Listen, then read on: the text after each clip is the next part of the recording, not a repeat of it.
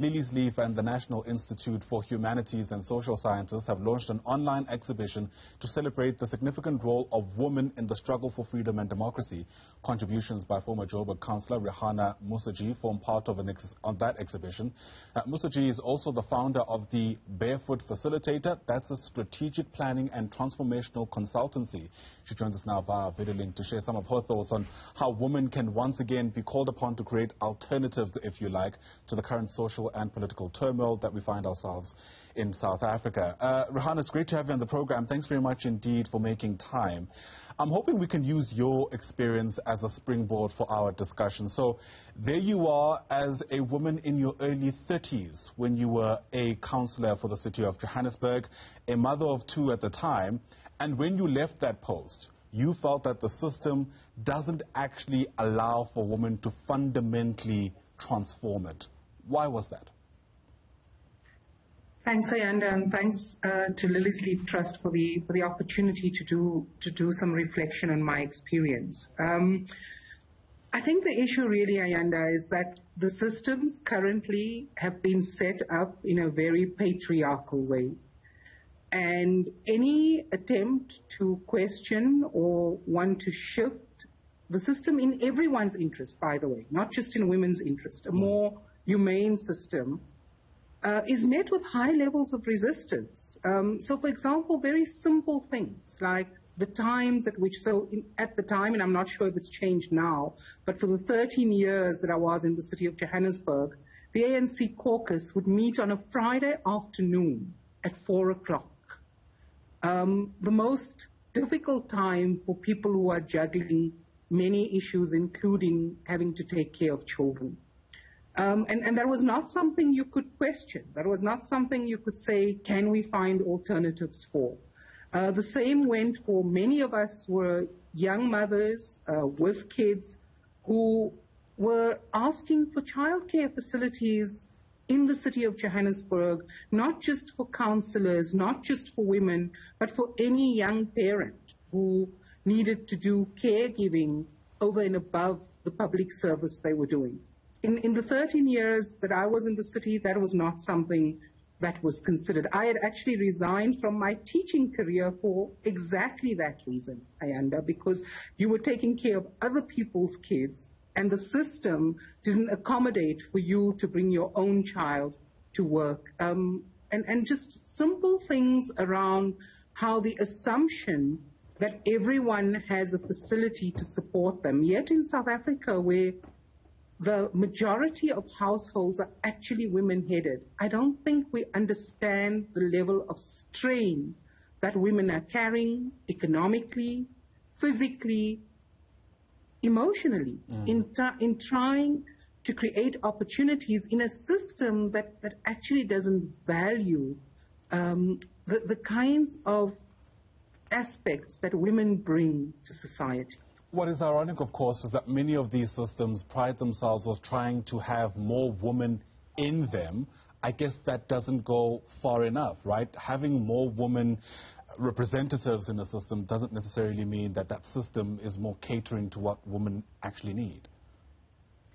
So Ayanda, absolutely. And I think the mistake we're making is to count the numbers. And of course, if you do a pure number count, South Africa and certain political parties have done better than others, but we've generally done well to include women's representativity and to increase, 50% women and all of those kinds of issues.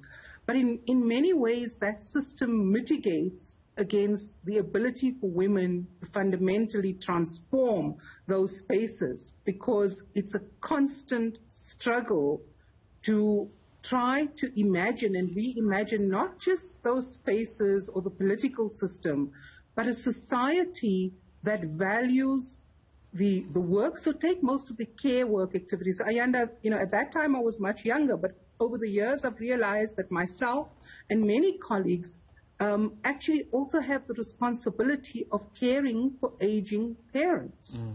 And the workplace, for example, never considers what it's like for people who have multiple care responsibilities and care work in society, and yet through this pandemic, we've come to realize that it's actually care work in many instances that is required before any other kind of work. So women as life givers, women as nurturers, women as connected to the natural environment and the way in which many of our institutions are completely disconnected from the requirements of nature. And I think as we're seeing it unfold across the globe, we cannot continue with this extractivist, consumptionist lifestyle that we've been told is what we should all be pursuing.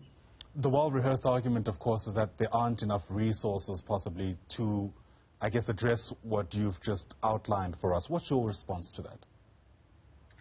No, it's not a matter of resources, Ayanda. I think we live actually in a very wealthy country. The issue is around the distribution of resources.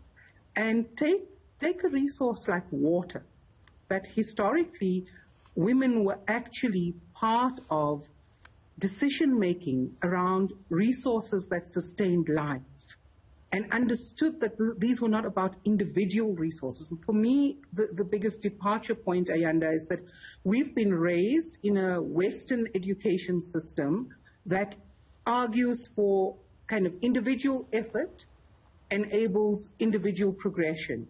And we've lost a lot of the deep wisdom of indigenous knowledge systems which understood the importance of resource allocation in the collective rather than just for individuals. And so, fundamentally, I think Africa as a continent, South Africa as a country, we have a confused identity about what we're actually pursuing. Because in our heart of hearts, I think we know that we have indigenous knowledge systems that could add a lot. I'm not anti-science, I'm not anti-progress, but I think we have to find a way to bring together the best of what our indigenous knowledge systems gifted us with, which was really about the power of community, and then take that along. And really to balance. So I think, Ayanda, the other thing that bothers me is that the narrative can very quickly become anti-men. And I think we have, deep-seated issues, gender-based violence being one of them. But the way in which we approach these conversations is critical, because we can't afford for an unbalanced society either way. And we all need to be able to embrace both the masculine and feminine qualities within us and build a more humane society, a very different society. I think what we don't acknowledge, Ayanda, is that South Africa remains a deeply traumatized nation that has not yet healed. And there's a lot of healing work to be done. Healing work that needs to be done also among the decision makers whose, I guess, approach in the work environment has an impact on ways through which we respond to our own needs and livelihood. So how can we ensure that decision makers are a whole lot more empathetic, specifically to women who, as you've outlined so well, are facing multiple challenges in multiple ways? So, Ayanda, I think the first thing, having been in public office myself, and this is for both women and male elected representatives and administrators, the system just runs at an incredible pace. Far too quickly, people don't have the opportunity to breathe, to pause.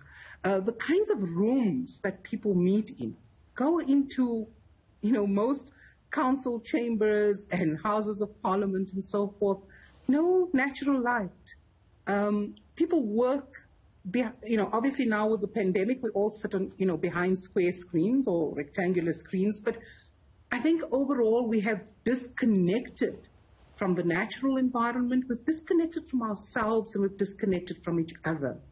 And so it's no wonder that we're getting the outcomes we're getting. I think in the article I had reflected, and I just want to take it back, Ayanda, to this exhibit that's being launched this afternoon by Lily's Leaf Trust in conjunction with the Institute for Humanities, and Social Sciences, which looks at the role of women between 1950 and 1965 in the struggle. And I'm always struck by Aunt Soph Williams-De Bruyn's description of the women and how they conducted themselves in a particular way, and the kind of dignity they brought to their protest action. And I think we, particularly with the kind of flurry of social media and the fact that we have many people in society who are now addicted to technology, there's lots of noise, there's no space for silent reflection on the complexity and the multi-layered nature of the many challenges that humanity across the globe faces. And if in fact we are to come to these challenges with some element of wisdom, it does require a slowing down.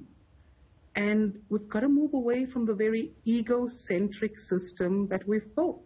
And the system actually encourages leaders to be power hungry, to be egocentric, to trample on each other before they get to the top.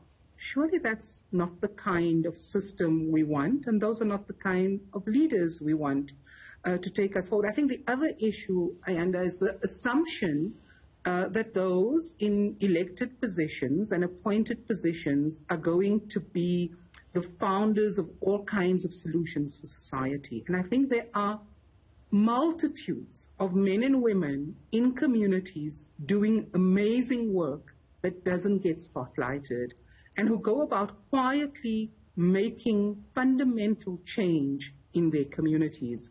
And I think we need to start distributing leadership across society a lot more than we currently do. Powerful reflections there. Thank you so much for your insight. Really do appreciate your time on this Women's Day morning. That, of course, is former Joburg Councillor Rehana Moosajee. She is actually the founder of the Barefoot Facilitator, but we're speaking to her in her capacity as a contributor to an online exhibition that is done in part by Lily's Leaf and the National Institute for Humanities and Social Sciences. They are reflecting on the significant role of women in the struggle for freedom and democracy. Once again, Rehana, thanks very much indeed.